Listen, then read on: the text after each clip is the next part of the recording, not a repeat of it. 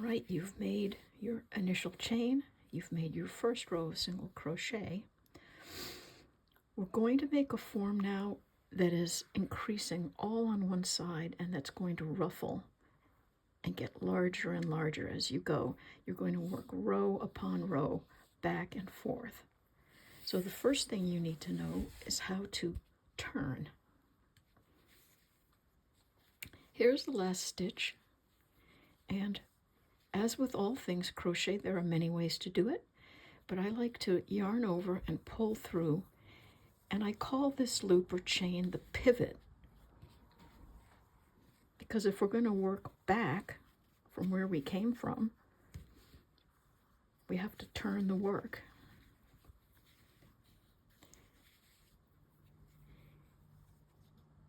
And whether you turn it this way or this way, I don't really think it matters for this kind of work. But I've pivoted, and here I am with my nice row of single crochet. And what we're going to do in this row is increase. This is the first time we've increased. In the previous row, we made one single crochet in every chain loop. And you can see now it's not a loop of a single thread. You can see that V-shaped loop, and it's 2 threads. In this case, I'm going to suggest that you work under both of those threads. So I'll hold this really closely, and you can see there's the space, and it's a space below this V. And I'm going to put my hook into that space. Same deal, yarn over, rotate and pull through, yarn over and pull through both loops. So now you've begun a second row, a single crochet atop the space of the previous.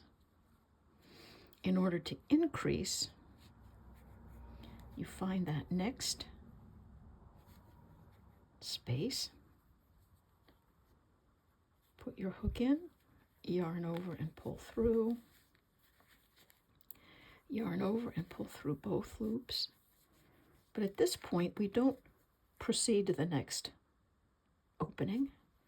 We go into that same opening and do another single crochet. So hook in, pull through, yarn over and pull through both loops. And you can see that that's 2 single crochets in that one space. And because they're crowding each other, it causes the piece to have to fan out to accommodate that extra bulk. At this point, it is up to you how often you want to increase.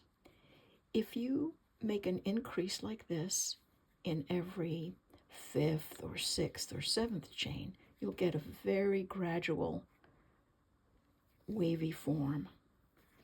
If you want to get those ruffles going very quickly, you can increase in every single space, every other space. It's really up to you to experiment, see how it looks, see what you want to do. And as you go, row upon row, increasing and increasing, very quickly you'll notice you're making a lot more stitches. And that's what's going to cause that ruffling and that hyperbolic surface. And when you go long enough and make enough rows, you'll end up with a very frilly, coral-like looking form. So continue along, increasing. When you get to the end, do as you did before, making that pivot chain. Turn and go back and forth each time. Increasing. And that will give you a ruffled form that's ruffled to one side of this spine.